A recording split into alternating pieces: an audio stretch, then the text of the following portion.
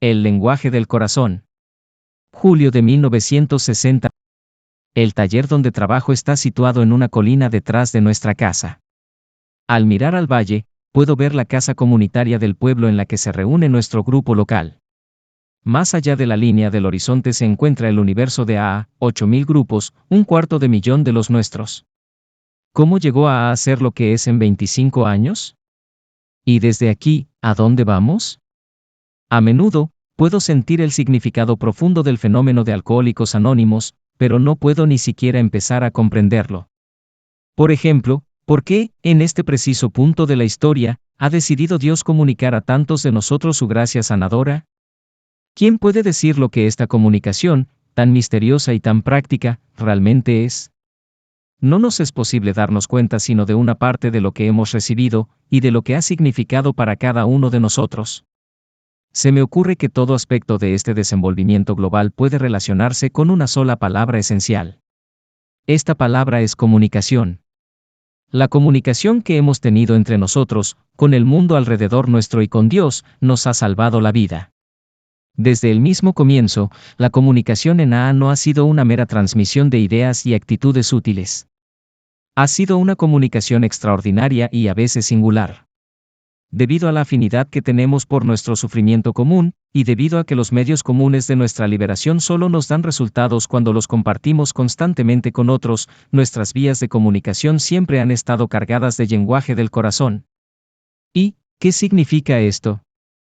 A ver si les puedo comunicar algo de lo que significa para mí. Enseguida me acuerdo de mi médico, William Duncan Silkworth, y de cómo él, durante los últimos años angustiosos de mi alcoholismo, me atendía utilizando el lenguaje del corazón. En el amor estaba su poder mágico, y por el amor logró obrar este milagro, comunicar a la mente borrosa del borracho el hecho de que se encontraba en la presencia de alguien que lo comprendía, y que se preocupaba cariñosamente y sin límite por su bienestar. Era un hombre que gustosamente nos acompañaba andando por el trecho más empinado y rocoso de nuestro camino y, si fuera necesario, como a menudo lo era, incluso hasta el fin del camino. En aquel entonces, ya había intentado ayudar a más de 20.000 borrachos y, en casi todos los casos, había fracasado. Solamente en unas raras ocasiones, en esta experiencia lúgubre de futilidad, brilló la luz de una auténtica recuperación. La gente se preguntaba a sí misma cómo él podía perseverar, cómo podía seguir creyendo en la posibilidad de ayudar a los alcohólicos crónicos. No obstante, seguía creyendo, con una fe que nunca vacilaba. Seguía diciendo, un día encontraremos la solución. Ya se había formado algunas ideas con respecto a lo que les afectaba a los borrachos, tenían una obsesión por beber, una auténtica locura destructora. Al observar que los cuerpos de los borrachos ya no podían aguantar el alcohol, el doctor llamaba a esta condición una alergia. Su obsesión les hacía beber, y su alergia servía como garantía de que se volverían locos o morirían si siguieran bebiendo. Aquí, formulado en términos modernos, teníamos el dilema perenne del alcohólico. El doctor sabía que la única solución se encontraba en la abstinencia total. Pero, ¿cómo lograrla? Si pudiera conocer y comprender mejor a los borrachos y así identificarse mejor con ellos, tal vez el mensaje informativo que tenía que comunicarles podría llegar a esas extrañas cavernas de la mente en las que estaba arraigada la ciega obsesión por beber. Así perseguía sus trabajos el médico diminuto que amaba a los borrachos, siempre con la esperanza de que su próximo caso le revelaría, de alguna que otra forma, una nueva parte de la solución. Cuando llegué a su consulta, sus más recientes conceptos y métodos habían empezado a dar unos resultados ligeramente más prometedores. Por lo tanto, se sentía alentado y se puso a atacar mi caso con el entusiasmo y optimismo de un médico joven ante su primer caso crítico. Me dijo lo infernal que era la enfermedad del alcoholismo y por qué. No me prometió nada y no intentó ocultarme el muy bajo índice de recuperación. Por primera vez, vi y sentí mi problema en toda su gravedad. También por primera vez, descubrí que era un hombre enfermo, emocional y físicamente. Como todos los AA saben hoy día, este descubrimiento puede depararnos un tremendo alivio. Ya no tenía que considerarme como esencialmente un tonto o un pusilánime. Esta nueva revelación, más el relato que me contó el médico de unas cuantas de sus buenas recuperaciones, produjeron en mí una oleada de esperanza. Pero sobre todo, mi confianza estaba basada en la comprensión, el interés y el afecto que él tan generosamente me mostraba. ya no estaba solo con mi problema. Él y yo, juntos, podíamos trabajar para remediarlo. A pesar de unas recaídas bastante descorazonadoras, durante mucho tiempo yo creía sinceramente que podíamos hacerlo. Y él lo creía también. Pero al fin llegó la hora en que él se dio cuenta de que yo no iba a figurar entre sus afortunadas excepciones. Él iba a tener que acompañarme a mí y a mi esposa, Lois, mientras atravesáramos ese último tramo de mi camino alcohólico. Muy característicamente, encontró el valor para decirnos, comedida y francamente, la pura verdad. Ni por mis recursos, ni con la ayuda de los suyos, ni por otro medio que él supiera, yo no podría dejar de beber. En un espacio de 1 año, tal vez, me tendrían confinado en un manicomio, o yo habría sufrido unas graves lesiones cerebrales o estaría muerto. Si otro ser humano me hubiera pronunciado ese veredicto, yo no podría haberlo aceptado. Ya que él me lo había dicho todo hablando el lenguaje del corazón, yo podía reconocer la verdad que me había expuesto. Pero era una verdad espantosa y desesperada. Me habló en nombre de la ciencia, a la cual yo tenía un profundo respeto, y parecía que la ciencia me había condenado. ¿Quién sino él pudiera haberme convencido de este principio indispensable del que depende toda recuperación? Tengo graves dudas de que otra persona pudiera haberlo hecho. Hoy en día, todo miembro de AA inculca en cada uno de sus ahijados exactamente lo que el Dr. Silkworth logró infundir tan contundentemente en mí. Sabemos que es necesario que el recién llegado haya tocado su fondo, si no, no podemos esperar ver grandes resultados. Debido a que somos borrachos que le comprendemos, podemos valernos de ese cascanueces de obsesión más alergia como un instrumento de suficiente potencia como para aniquilar su ego a fondo. Únicamente así él quedará convencido de que, contando con sus propios recursos, sin ninguna otra ayuda, tiene una muy escasa posibilidad, o ninguna, de sobrevivir. Me encontraba precisamente en este estado de colapso interno cuando, en noviembre de 1934, tuve la visita de Eddie, un viejo amigo mío, un alcohólico, y mi futuro padrino. ¿Por qué le era posible comunicarse conmigo en áreas que ni siquiera el Dr. Silkworth podía tocar? Pues, primero, yo ya sabía que él era un caso desahuciado, igual que yo. Ese mismo año, en fecha anterior, me había enterado de que él también era candidato para el manicomio. No obstante, le tenía allí frente a mí, sobrio y libre. Y su facultad de comunicación era ya tan impresionante que, en unos pocos minutos, podía convencerme de que se sentía sinceramente liberado de su obsesión por beber. Simbolizaba una cosa muy distinta de un mero intento de abstenerme a duras penas de la bebida. Así que me presentaba una especie de comunicación y de evidencia que ni siquiera el Dr. Silkworth podía ofrecerme. Era cuestión de un alcohólico que estaba hablando con otro. En esto estaba la verdadera esperanza. Eddie me contó su historia, pintando cuidadosa y detalladamente sus experiencias de bebedor en los últimos años. Así me vinculaba aún más íntimamente con él. Sin sombra de duda, yo sabía que él había vivido en ese mundo extraño y desesperado en que yo me encontraba todavía. De esta manera logró establecer su identificación conmigo. De allí, según hablábamos, el canal de nuestra comunicación iba abriéndose hasta su total capacidad, y llegué a estar listo para escuchar su mensaje. ¿Y cuál era este mensaje? Ya lo conocen todos los AA, la honradez con uno mismo, lo cual nos conduce a hacer, sin miedo, un inventario moral de nuestros defectos de carácter, la revelación a otro ser humano de estos defectos, los primeros pasos, humildes y vacilantes, que damos alejándonos de nuestro aislamiento y sentimiento de culpabilidad, la buena disposición para dirigirnos a aquellos a quienes hemos causado daño y hacer todas las enmiendas posibles. Se nos sugería que pusiéramos nuestras casas en orden, tanto el exterior como el interior, y entonces estábamos listos para dedicarnos a servir a otros, valiéndonos de la comprensión y del lenguaje del corazón, sin esperar ninguna recompensa ni provecho personal. Y entonces había esa actitud vital de depender de Dios, o de un poder superior.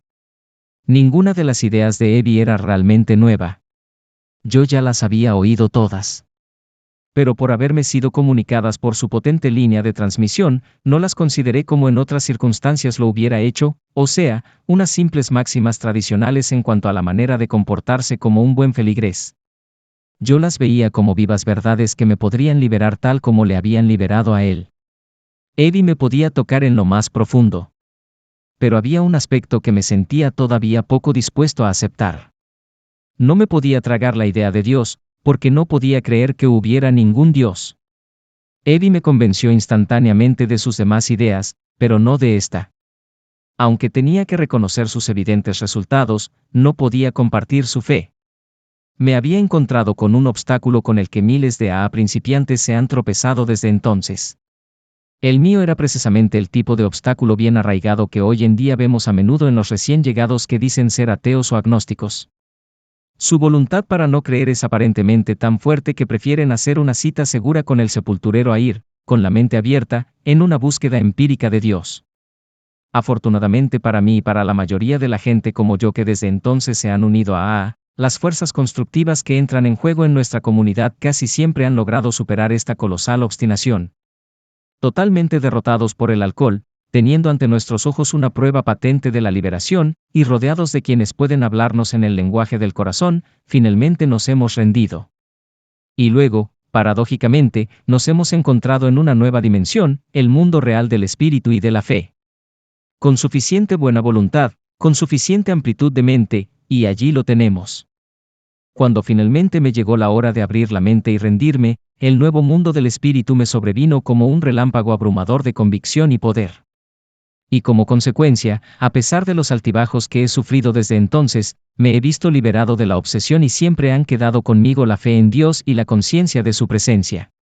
La dádiva de la fe se convirtió inmediatamente en parte integrante de mi ser. Mi orgullo había pagado un precio muy alto. Desesperado, grité, ahora estoy dispuesto a hacer cualquier cosa. Si hay un Dios, que se manifieste. Y lo hizo. Este fue mi primer contacto consciente, mi primer despertar.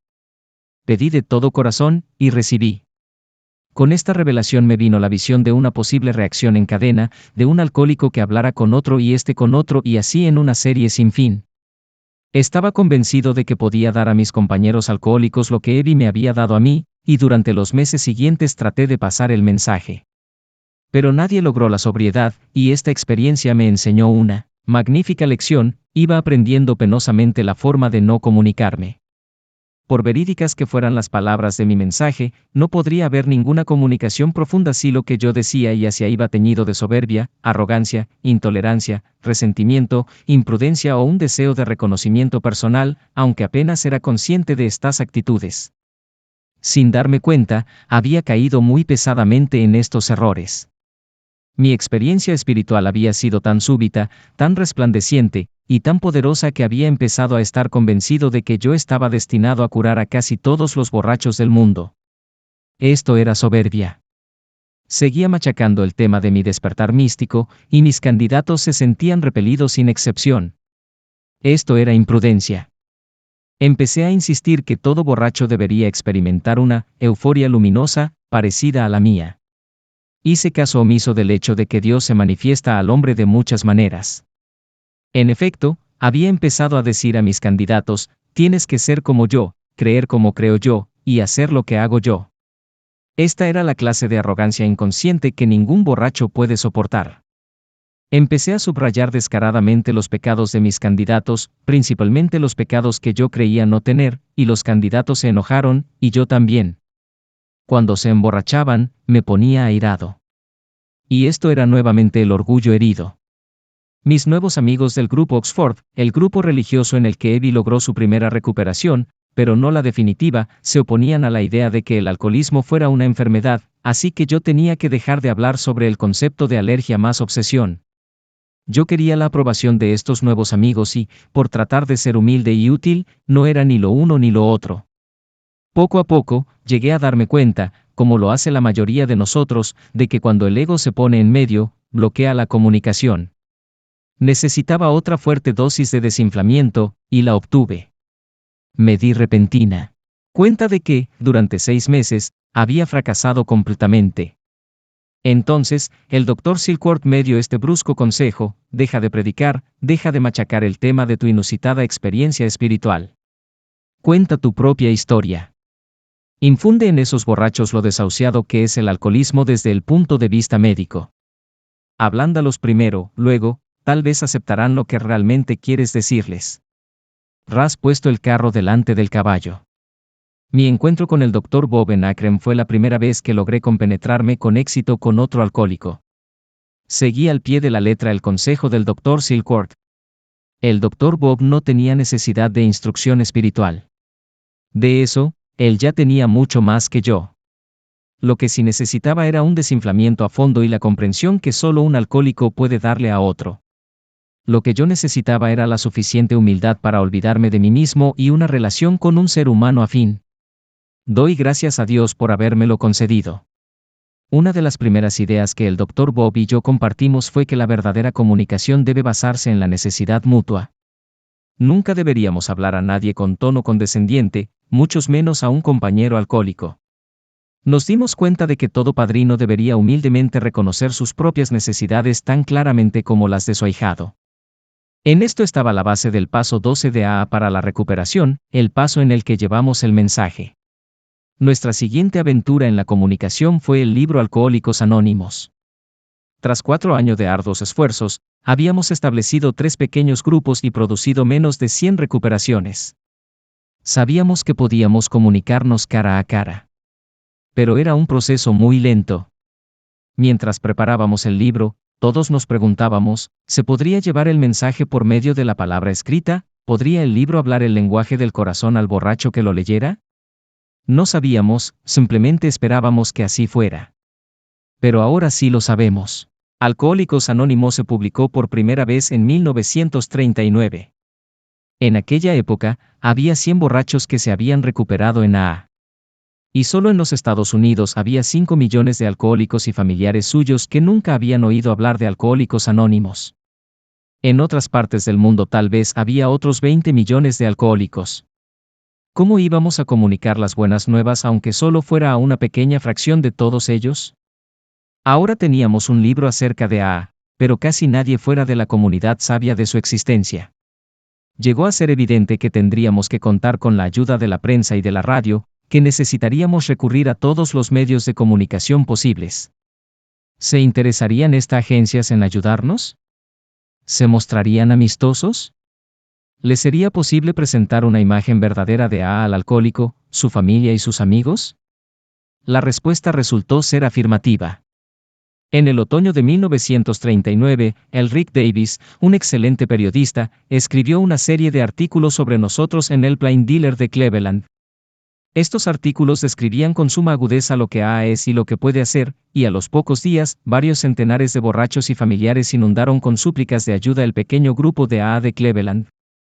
El año siguiente, Jack Alexander escribió su famoso artículo sobre Alcohólicos Anónimos que apareció en 1941 en el Saturday Evening Post. Y por vez primera vimos lo que la comunicación en el lenguaje del corazón podía significar a escala nacional. El impacto de este artículo en los alcohólicos de los Estados Unidos, en sus familiares y en el público en general fue tremendo. Enseguida nos llegó una avalancha de llamadas para obtener información y ayuda, no cientos, sino miles. Nos quedamos estupefactos. Estaba claro que nuestro mensaje de recuperación se podía transmitir a todo el país, si hacíamos lo que nos correspondía hacer.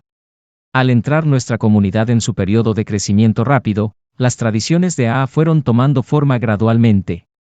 Las 12 tradiciones comunican nuestros principios de unidad así como los 12 pasos comunican nuestros principios de recuperación. Las tradiciones exponen la mejor forma en que un miembro de AA se puede relacionar con su grupo, el grupo con otros grupos, y AA en su totalidad con el mundo a nuestro alrededor. Exponen lo que significa ser miembro de AA, muestran la experiencia de AA en asuntos de autoridad y dinero, nos advierten de los peligros de las alianzas comprometedoras, del profesionalismo, y de nuestros muy naturales deseos personales de reconocimiento público. Las 12 tradiciones fueron evolucionando lentamente durante una época en la que una publicidad a gran escala estaba fomentando la proliferación de nuevos grupos a un ritmo vertiginoso. En aquellos días, multitud de egos ávidos de poder corrían desbocados entre nosotros, y en esta estrepitosa anarquía que amenazaba durante un tiempo conllevamos al colapso, las tradiciones sirvieron finalmente para conducirnos al orden, a la cohesión y al funcionamiento eficaz. Las tradiciones no son reglas, ni reglamentos, ni leyes. No se pueden imponer sanciones ni castigos a quienes las infringen. Tal vez estos principios no se puedan aplicar con éxito en ningún otro sector de la sociedad. No obstante, en esta comunidad de alcohólicos, estas tradiciones, aunque no se puede forzar a nadie a cumplirlas, tienen una fuerza superior a la de la ley. Ya llevan varios años en existencia, y rara vez hemos visto una grave desviación. Los muy contados miembros que han insistido en hacer caso omiso de las tradiciones no han inspirado a otros a seguir su ejemplo. Obedecemos nuestras tradiciones gustosamente porque son necesarias para la supervivencia de AA. Las obedecemos porque debemos y porque queremos. Tal vez el secreto de su poder radica en el hecho de que estas comunicaciones vivificadoras brotan de la experiencia concreta y tienen sus raíces en el sacrificio y el amor. Ya en los primeros días de AA, empezamos a darnos cuenta de que la afinidad que teníamos por haber sufrido del alcoholismo agudo no era suficiente de por sí. Nos dimos cuenta de que, para superar ciertas barreras, nuestros canales de comunicación tenían que ampliarse y profundizarse. Por ejemplo, casi todos los primeros miembros de AA eran casos de lo que hoy llamamos bajo fondo o últimas boqueadas. Cuando empezaron a llegar los casos de alto fondo o ligeramente afligidos, solían decirnos, pero nunca estuvimos en la cárcel. Nunca estuvimos en manicomios. Nunca hicimos esas cosas espantosas que ustedes cuentan. Tal vez AA no es para gente como nosotros. Durante varios años, los veteranos simplemente no podíamos comunicarnos con estos compañeros.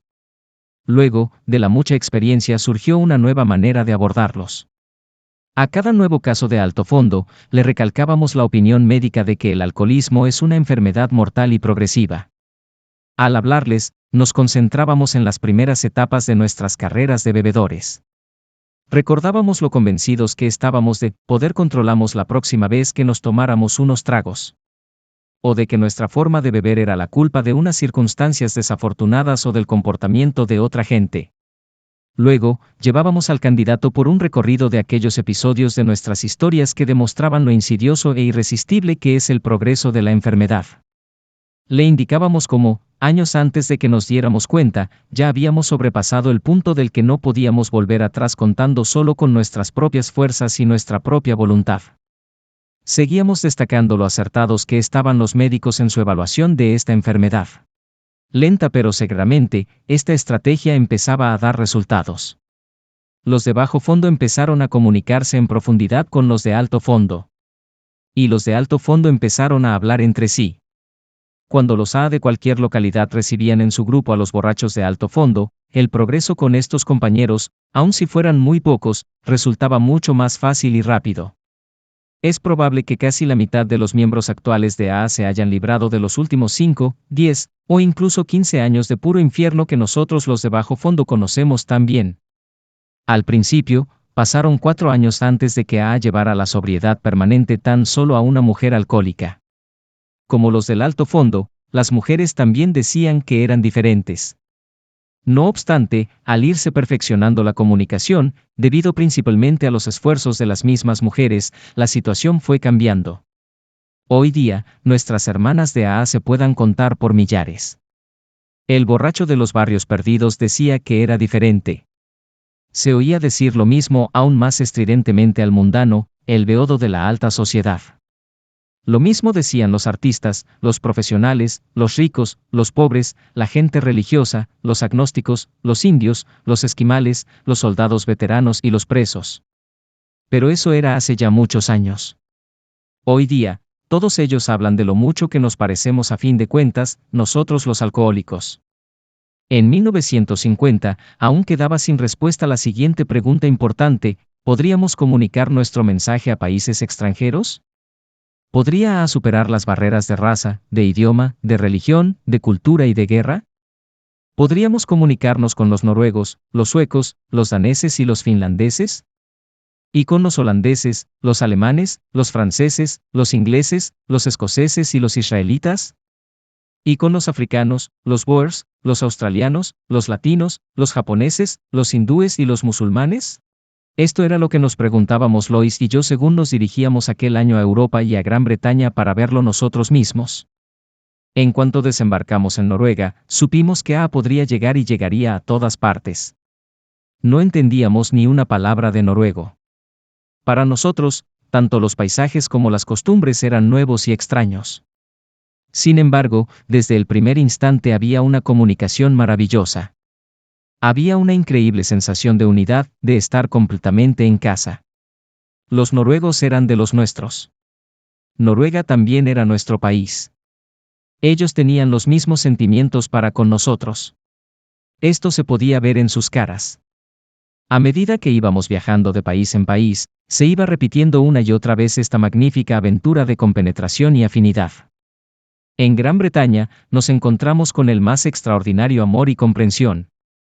En Irlanda, estábamos en perfecta armonía con los irlandeses. Por todas partes, era lo mismo. Era algo mucho más importante que un cordial encuentro entre personas. No era un mero intercambio interesante de experiencias y esperanzas comunes. Era mucho más, era la comunicación de corazón a corazón con admiración, con alegría y con gratitud eterna. Lois y yo supimos entonces que A podría dar la vuelta al globo, y así lo ha hecho.